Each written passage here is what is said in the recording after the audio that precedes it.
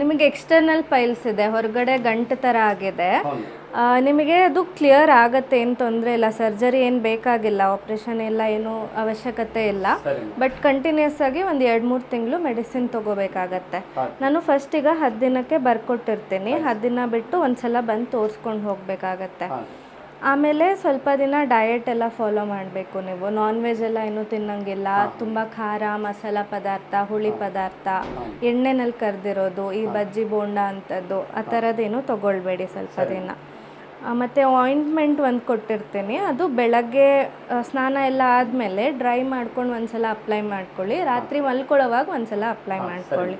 ಮತ್ತು ಒಂದು ಲೇಹ ಇರುತ್ತೆ, ಜೆಲ್ ಥರ ಒಂದು ಪ್ಯಾಕೆಟ್ಸಲ್ಲಿ ಕೊಟ್ಟಿರ್ತಾರೆ. ಅದನ್ನು ಕಷಾಯ ಜೊತೆ ಮಿಕ್ಸ್ ಮಾಡ್ಕೊಂಡು ತೊಗೋಬೇಕು. ಬೆಳಗ್ಗೆ ತಿಂಡಿ ಮತ್ತು ರಾತ್ರಿ ಊಟಕ್ಕೆ ಮುಂಚೆ 1 ಅವರ್ ಮುಂಚೆ ತೊಗೋಬೇಕಾಗತ್ತೆ. ಹಾಂ, ಹೌದು. ನೋವೆಲ್ಲ ತುಂಬ ಜಾಸ್ತಿ ಇದೆಯಾ? ಊರಿನೂ ಏನು ಇಲ್ವಾ? ಒಂದೊಂದು ಸಲ ಬರುತ್ತಾ? ಓಕೆ. ಹಾಂ, ಇನ್ನೊಂದು ಮಾತ್ರೆನೂ ಬರೆದಿರ್ತೀನಿ. ಅದು ರಾತ್ರಿ ಮಾತ್ರ ಒಂದು ತೊಗೊಳ್ಳಿ, ಊಟ ಆದಮೇಲೆ ತೊಗೊಳ್ಳಿ. ಈಗ ಫಸ್ಟ್ 10 ದಿನಕ್ಕಷ್ಟೇ ಬರೆದಿರ್ತೀನಿ. 10 ದಿನ ಬಿಟ್ಟು ಒಂದ್ಸಲ ಬಂದು ತೋರಿಸ್ಕೊಂಡು ಹೋಗಬೇಕಾಗತ್ತೆ.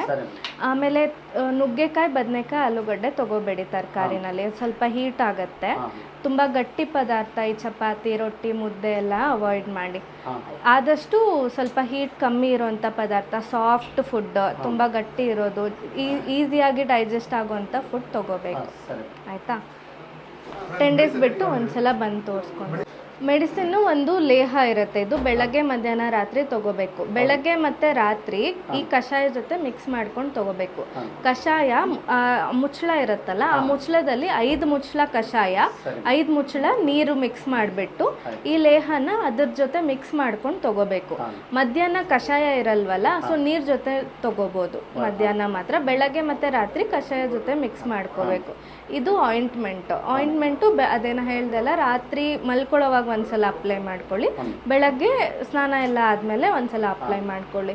ಇದು ಒಂದು ಮಾತ್ರೆ, ಅದು ಸ್ವಲ್ಪ ದಪ್ಪ ಇರುತ್ತೆ. ನೀವು ಬಾಯಲ್ಲಿ ಕಡ್ದು ಅಗೆದು ತಿನ್ಬೋದು, ಇಲ್ಲಾಂದರೆ ಸ್ವಲ್ಪ ಕುಟ್ಬಿಟ್ಟು ನೀರಲ್ಲಿ ಮಿಕ್ಸ್ ಮಾಡ್ಕೊಂಡು ತೊಗೋಬೋದು.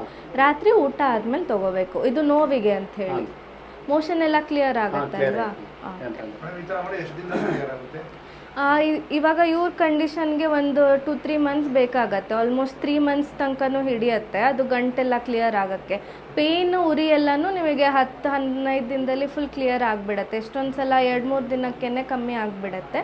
ಬಟ್ ಆ ಗಂಟೆ ಏನಿರುತ್ತಲ್ಲ, ಅದು ಹೋಗೋಕ್ಕೆ ನಿಮಗೆ 3 ಮಂತ್ಸ್ ಬೇಕಾಗತ್ತೆ. ಇಲ್ಲ, ಇದರಲ್ಲಿ ಸೈಡ್ ಎಫೆಕ್ಟ್ಸ್ ಏನೂ ಇರೋದಿಲ್ಲ. ಇದು ಬರೀ ಹರ್ಬಲ್ ಪ್ರಾಡಕ್ಟ್ಸ್ ಇರುತ್ತೆ, ಕೆಮಿಕಲ್ಸ್ ಏನೂ ಇರೋದಿಲ್ಲ. ಸೊ ಅಲೋಪತಿ ಮೆಡಿಸಿನ್ಸ್ ಆಗಲಿ, ಕೆಮಿಕಲ್ಸ್ ಆಗಲಿ ಏನೂ ಇರೋದಿಲ್ಲ. ಇದು purely Ayurveda medicines. So side effects ಅಂತೂ ಏನೂ ಇರೋದಿಲ್ಲ. ಹಾಂ, 4th ಡಿಗ್ರಿ ಹೆಮರಾಯ್ಡ್ಸ್ ಇದ್ದಾಗೂ ಕ್ಯೂರ್ ಆಗಿದೆ. ಇಲ್ಲಿ ಪೈಲ್ಸ್, ಫಿಸ್ಟುಲಾ, ಫಿಷರ್, ತುಂಬ ಪಸ್ ಬರ್ತಿರೋ ಫಿಸ್ಟುಲಾ ಕೂಡ ತುಂಬ ವರ್ಷದಿಂದ ಇದ್ದಾಗೂ ಕೂಡ ಕ್ಯೂರ್ ಆಗಿದೆ. ಯಾರಿಗೂ ನಾವು ಸರ್ಜರಿಗೆ ಆಪ್ಟ್ ಮಾಡಲ್ಲ. ಸರ್ಜರಿ ಇಲ್ದಿರಾನೇ ಮೆಡಿಸಿನ್ಸಲ್ಲೇ ಕ್ಯೂರ್ ಆಗುತ್ತೆ.